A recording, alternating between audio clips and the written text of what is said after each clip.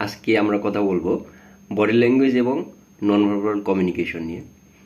তো জিনিসটা খুবই ইন্টারেস্টিং একটি বিষয়, বডি ল্যাঙ্গুয়েজ এবং non verbal communication. Non verbal কমিউনিকেশনটা আসলে কি? আমরা যখন কথা বলি কারোর সঙ্গে বা আমরা যখন কমিউনিকেশন করি, অন্যজনের সাথে ইন্টারেক্ট করার চেষ্টা করি কথা বলার মাধ্যমে, তখন আমরা যে কথা বলি সেই কথার মাধ্যমে, মানে আমাদের যে সাউন্ডটা উচ্চারিত হয়, এই সাউন্ডের মাধ্যমে, এই মুখের ভাষার মাধ্যমে কমিউনিকেশন হয় মাত্র 7%।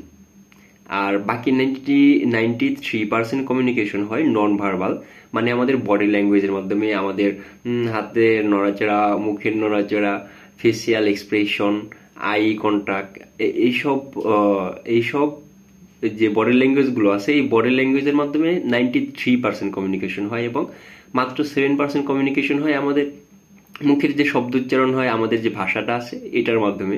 অথচ আমরা এই নন ভার্বাল কমিউনিকেশন সম্পর্কে একেবারে ধারণা রাখি না, বা এই নন ভার্বাল কমিউনিকেশন সম্পর্কে আমাদের ধারণা নেই বললেই চলে। কিন্তু আমরা যদি এই নন ভার্বাল কমিউনিকেশন বা আমাদের এই বডি ল্যাঙ্গুয়েজটা সম্পর্কে ভালো মতো জানতে পারি, তাহলে কিন্তু আমরা খুব সহজে অন্যের সাথে কমিউনিকেশন করতে পারবো এবং কমিউনিকেশন বিল্ড আপটা খুব ভালো মতো করতে পারবো। তো আসুন প্রথমেই জেনে নিয়ে যাক এই নন ভার্বাল কমিউনিকেশনটা আসলে কি।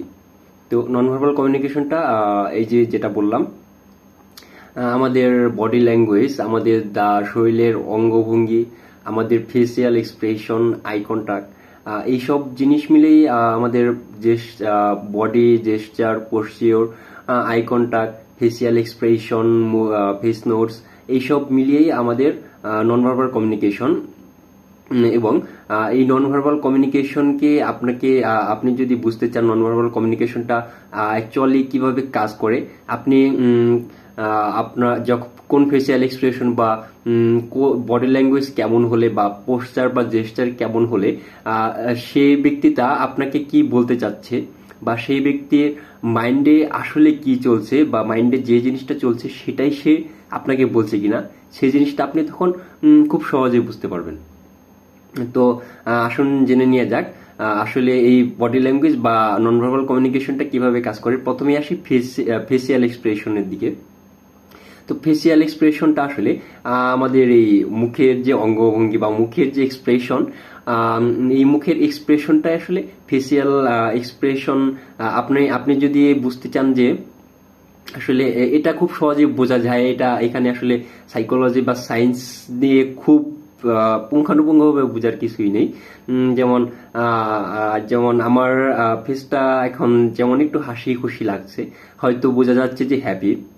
এরকম আপনার সাথে যখন কেউ কথা বলবে, আপনি যদি ফেসিয়াল এক্সপ্রেশনের দিকে একটু নজর দেন যে তার ফেসিয়াল এক্সপ্রেশনটা কেমন দেখাচ্ছে, তার ফেসিয়াল এক্সপ্রেশনটা কি আসলে তাকে হ্যাপি লাগছে, নাকি তাকে বিরক্ত মনে হচ্ছে, নাকি তাকে অ্যাংরি মনে হচ্ছে, এই বিষয়গুলো যদি আপনি মনোযোগ দেন, তাহলে তার ইনার ফিলিংটা বা তার ইনার ইমোশনটা আপনি খুব সহজে ধরতে পারবেন।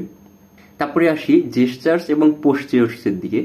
তো এই জিনিসটা যেটা আমাদের শরীরের অঙ্গভঙ্গি বা আমাদের দাঁড়ানোর অঙ্গভঙ্গি বা আমাদের কথা বলার অঙ্গভঙ্গি, এটাকে বলা হয় যে জেস্টার অ্যান্ড পোস্টিওর।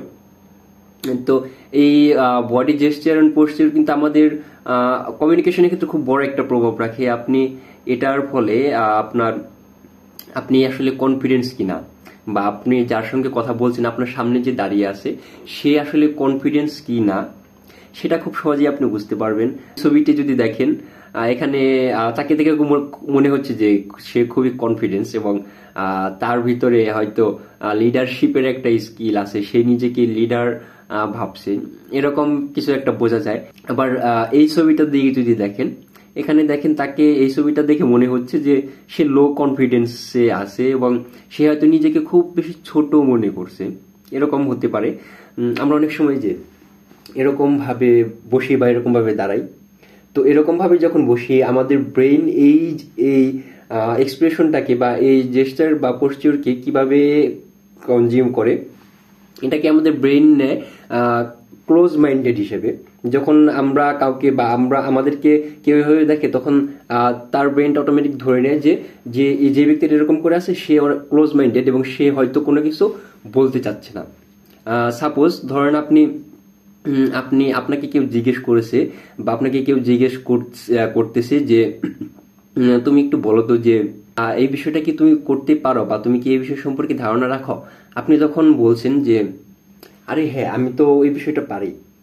তার মানে কি, এই যে আপনি এভাবে করলেন, তখন হয়তো আপনি বললেন, মুখে বললেন যে আমি তো এই বিষয়টা পারি, কিন্তু তার ব্রেনে একটা অটোমেটিক সিগন্যাল যাবে। সে যদি এটা বুঝতে এটা নাও চায়, তাও তার ব্রেনে সিগন্যাল চলে যাবে যে আপনি হয়তো মিথ্যে বলছেন, কারণ আপনি যে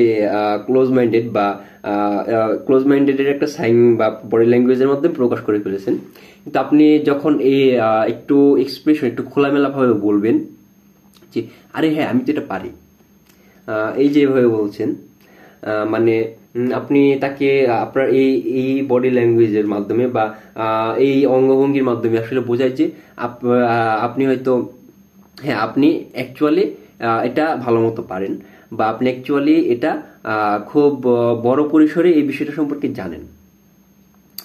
এটা আসলে মোটামুটি পোস্টার এন্ড জেস্চার নিয়ে। তারপরে যদি আসি আই কন্ট্যাক্টের দিকে, আই কন্ট্যাক্ট খুবই বড় একটা ইফেক্ট পড়ে বডি ল্যাঙ্গুয়েজ এবং নন ভার্বাল কমিউনিকেশনের ক্ষেত্রে। আপনি যদি কারোর সাথে কথা বলেন, তখন যদি আপনি অন্যদিকে তাকিয়ে এইভাবে কথা বলেন, তাহলে সে মনে করবে যে আপনি তার কথায় গুরুত্ব দিচ্ছেন না বা তাকে গুরুত্ব দিচ্ছেন না, আপনি হয়তো অন্য কিছু ভাবছেন। তো কি করতে হবে, আই কন্ট্যাক্টটা ঠিক রাখতে হবে।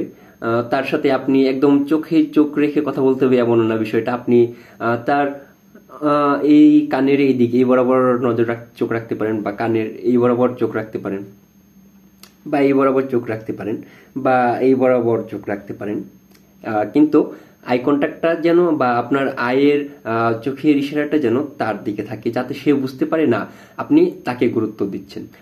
নন ভার্বাল কমিউনিকেশনের ক্ষেত্রে বা কমিউনিকেশনের ক্ষেত্রে আরেকটা জিনিস খুব বড় একটি ইফেক্ট রাখে, সেটা হলো ভয়েস টোন। আপনি কোন টোনে কথা বলছেন, আপনি কেমন স্বরে কথা বলছেন, এই জিনিসটা কমিউনিকেশনের ক্ষেত্রে অনেক বেশি প্রভাব ফেলে।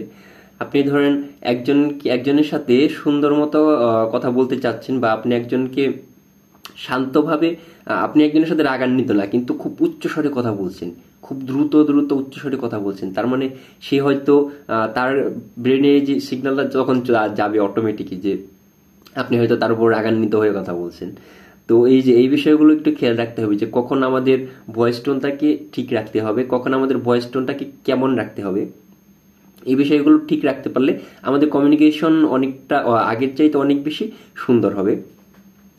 তো এটা ছিল মোটামুটি বেসিক ধারণা নন ভার্বাল কমিউনিকেশন এবং বডি ল্যাঙ্গুয়েজ নিয়ে। এবং এই নন ভার্বাল কমিউনিকেশন এবং বডি ল্যাঙ্গুয়েজ নিয়ে পরবর্তী ভিডিওতে আরো বিস্তারিত আলোচনা করা হবে, প্রত্যেকটা বিষয় নিয়ে আলাদা আলাদা করে।